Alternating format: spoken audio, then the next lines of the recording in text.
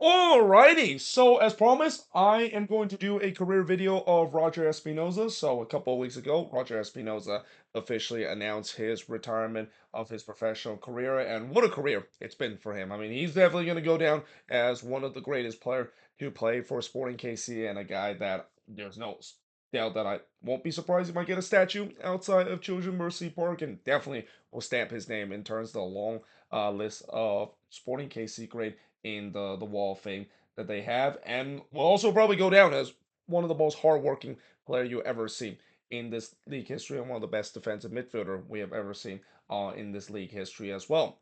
So he was drafted all the way back in 2008 in the Super Draft, the 11 overall pick by the Kansas City Wizards. And the reason why I want to mention that name instead of Sporting KC is because, Sporting KC didn't change their name from the Kansas City Wizard, or at least rebranded to Sporting KC from the Kansas City Wizard until the beginning of the 2011 season. So yeah, he of course was picked up by the Wizards. And speaking of the Kansas City Wizard, there is a report suggesting that for their third kit, it seems like they're gonna go back to that classic Kansas City Wiz kit. Which, if that is the case, that's an instant buy for me. You know how much I love retro jersey. I mean, that probably might be one of the best retro jersey that Sporting KC might be releasing, if that indeed is going to be their third kit that they're going to be releasing very very soon from now. But like I said, going back to this, Roger Espinoza getting picked up by the Kansas City Wizard in 2008 after playing in the Ohio State University. In 2008, in his first season, he actually made 22 appearances, scored one goal and three assists. He started half of those appearances, so it's not like him getting drafted by the team and he was kind of sitting on the bench for a bit, because back then the super draft was something that a lot of MLS team was really vitalizing. Not saying that obviously nowadays teams are not vitalizing the super draft as well. As much as I have definitely hampered the super draft in the past couple of years, we do still see some good hidden gems coming out of the super draft. But back then, that was kind of the main source of talent that a lot of these MLS teams was going to get. And back then, I don't think the Kansas City Wizard thought that they were going to get a generation talent and a guy that would pretty much almost become a one club man for the entire of his career. And the reason why I want to say that is that yes, he did spend a brief stint in England and in Wigan, which I will talk about in just a bit. But in terms of his entire MLS career, he's only spent with Sporting KC, and then of course the Kansas City Wizards, as it would used to be called that. But in his second season, he made only 16 appearances, no goals, two assists in that season. And then in 2010, this is where he started to lock down the starter role and really start to kind of show why he started to become a legend for Sporting KC. So in the final season, when Sporting KC was still called the Kansas City Wizard, he made 25 appearances. He started every single game. Only registered one assist, but again, he's a defensive midfielder. He's not a guy that's going to score a lot of goals or get assists. But in 2011, he made 24 appearances, scored one goal and three assists. Again, started every game in that season as well. And then in 2012, this is when he won his first silverware, where that was the year when Sporting KC went on to win the U.S. Open Cup. And during that season, he was able to register two assists, and this is also where he of course make the jump to Europe, because again, even back then there were still players that are definitely hoping that they can eventually use this league as a way to make their jump to Europe. And well, it's not like nowadays where there's like big name kind of clubs in Europe that is looking for MLS talent. Back then there were still some teams, especially kind of like lower kind of I wouldn't say lower league team in Europe, but definitely teams that are not like considered to be very well known. Kind of team decide to go to MLS and think that that's the place to get some hidden talent. But Wigan apparently thought that that was the case, and back then Wigan, of course, was still in the Premier League, and it's kind of almost a good and bad thing, the fact that Roger Espinoza joined Wigan back in 2013 while on a free transfer, because the good thing for Roger Espinoza joining Wigan during that season. That was the season when they won the FA Cup. So that was the season when they, of course, beat Man City in the FA Cup. They won 1-0 off of a Ben Mee goal to win the FA Cup. But it's also a bad thing that he joined Wigan that season because that was the season when Wigan basically got relegated in the Premier League, and they haven't been back ever since that. And that was kind of one of those kind of weird situation where Wigan, of course, got relegated, and it's kind of sad to see. But they won the FA Cup, which of course is their first ever FA Cup in their club history, and they did also play European football and play in the Europa League as a second division side the very next year because of winning the FA Cup. So, and that's kind of weird to see a team in Europe playing in a European competition, but they're in the second division. That doesn't really happen very often. Now, in the very next season, he racked up 27 appearances, 1 goal, and 3 assists. But eventually, his time with Wigan kind of comes to an end. You know, he really started to fall off the pecking order in terms of being picked by the Wigan team. So he basically left Wigan in December 2014, and he decided to go back to the team that drafted him back in 2008. That is Sporting KC in 2015.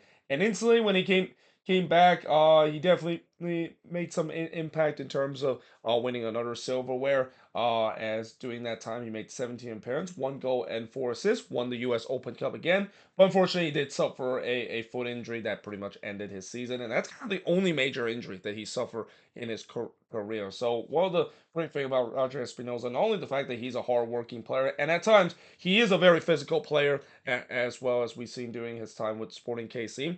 He's a guy that doesn't get injured very often, and that's kind of something you don't usually see happen for a guy that likes to be very physical and likes to not shy away from making those challenges and tackles and stuff like that. But for kind of the longest, he basically got injured with him suffering a knee injury and turns out to be a season-ending knee injury and wouldn't return until the beginning of the 2016 season.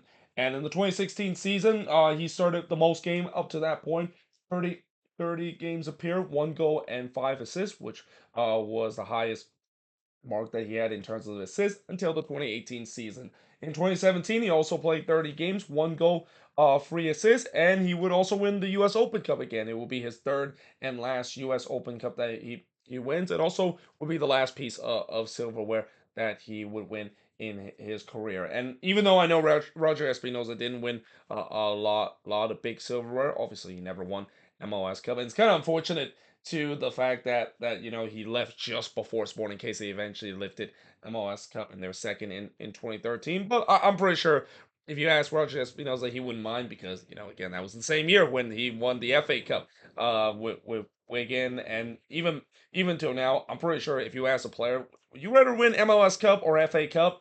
I'm pretty sure the player will always say FA Cup because again the FA Cup has so much history. It's such such a big club, and you could say probably the best competition in the world right now, and the oldest cup competition in the world as well. So when you win that, the granddaddy of them all in terms of cup competition, yeah, he'll definitely take that FA Cup compared to the MLS Cup that Sporting KC won that season.